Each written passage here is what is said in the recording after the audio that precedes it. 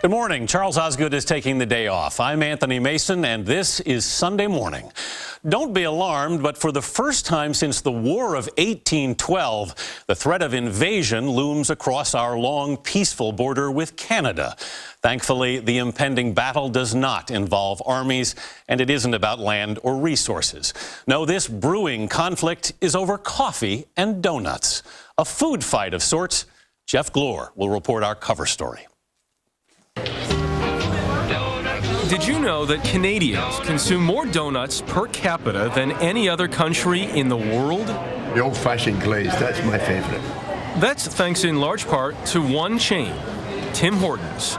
With more than 3,000 across Canada, Tim Hortons is as much a cultural icon as it is a donut shop. What do you think of when you think America? We say apple pie. Right. I think in Canada they do say Tim Hortons. And now they've set their sights on the U.S. A food fight later this Sunday morning. Americans are about to be dragged into an international food fight, and it's our friendly neighbors in Canada who are throwing down the gauntlet. Jeff Glor reports our cover story. What comes to mind when you think about Canada? Hockey? The Mounties? Moose? Maybe you should be thinking of a donut, but not just any donut. Tim Hortons. Tim Hortons is everywhere. Tim Hortons. When I say donuts, what do you think of? Tim Hortons. Tim Hortons. Absolutely. We're Canadian. It's sort of like the place that the Seinfeld gang used to meet at. Canadian actor-comedian Colin Mockery. I mean, it's the best of all Canadian worlds. It's named after a hockey player. You get donuts, you get coffee, and the help is very polite. Tim Horton, the aforementioned hockey player, was an all-star Toronto Maple Leaf who opened a modest donut shop in Ontario in 1964 that turned into a gold mine.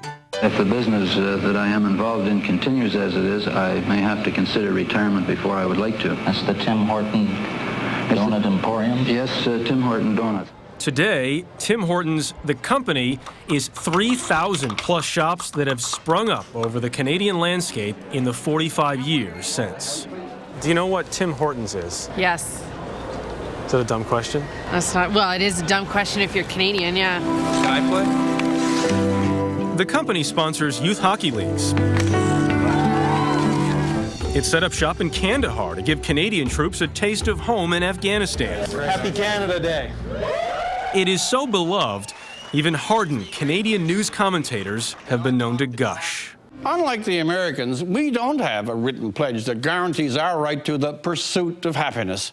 But over time, I think we've evolved. The ordinary Canadian has determined that a morning visit to Tim Hortons and the prospect of the first fresh Boston cream donut makes up for any defects in our Constitution. These are freshly baked donuts. Don Schroeder is Tim Hortons' CEO. People meet there. It's a modern-day pub. But No alcohol, we have people, wedding parties, that want to visit Tim Hortons the day of the wedding because that's where they met. We even had a funeral go through the drive-through once, that was the last request. But it's amazing, the stories. But don't let all this folksiness fool you. This is business, big business. 2008 revenues for the company exceeded $2 billion. That's a lot of Boston creams, and it makes Tim Hortons the fast food king in Canada.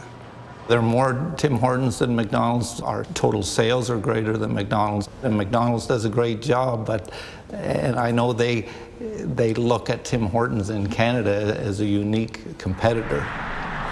Okay, you get it. Tim Hortons is huge in Canada. Of course, in the United States, it hardly amounts to a hill of coffee beans. You say Tim Hortons to anyone, anywhere in America, you just get a baffled stare. No idea who Tim Horton is. I've never heard of it. Who's that?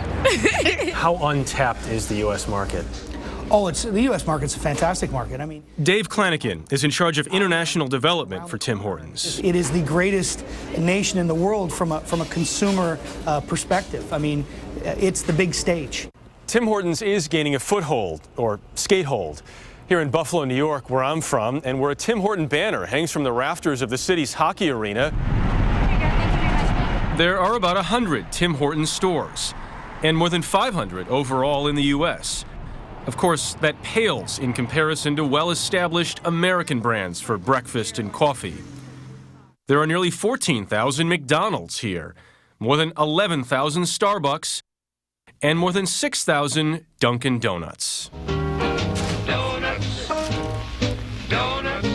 Of those three chains, Dunkin' Donuts is most similar to Tim Hortons. The first Dunkin' opened in 1950 in Massachusetts.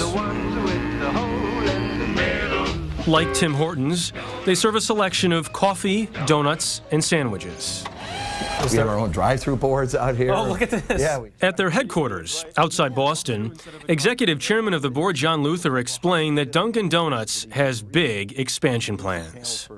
6,400 stores in the U.S. right now. Yeah, roughly, yeah. In 10 years, how many? 10 years, we hope it to be probably double that. And he seems unfazed by the Canadian invasion. Tim Hortons says they want to be as big in the U.S. as they are in Canada. Well, it's admirable. Is that possible? It's hard for me to believe that.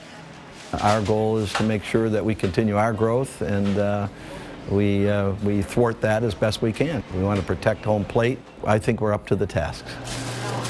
But there's a secret about these donut wars. It's not really about donuts. To paraphrase, it's the coffee, stupid. Yeah, medium coffee, cream and sugar. Medium coffee, medium sugar. Coffee becomes a ritual. People drink 2 and 3 cups a day, and we become their rest stop, become a place for them to go. Dunkin' says it serves 1 billion cups of coffee a year. While up in Canada, At retail, 7 out of every 10 cups of coffee that are sold at retail are sold at Tim Hortons. That's a staggering number. Oh, it is. It's huge. despite their success in Western New York, Tim Hortons has struggled in New England, Dunkin's backyard. You had to close down a few stores in the U.S. Oh, no, absolutely. We opened some stores in New England, and they were underperforming, so that was a tough thing for us to do. We're not used to having to do that. Donuts. Who's better positioned to win this battle? Dunkin' Donuts is much better positioned to win the battle to the extent that they're the American brand. So says market analyst Tom Forte. Tim Hortons is in about 11 states. Dunkin' Donuts is in more than 30. So on a state basis, they have 3 times the states as Tim Hortons, and on a store basis, they have 10 times the base. So it may be a while before Tim Hortons is a household name in the States. Colin Mockery says Canadians are used to it. And Canada, we like to think that Americans don't really know anything about Canada anyway. If you ask an American, how many provinces does Canada have? The first question usually is, what's a province?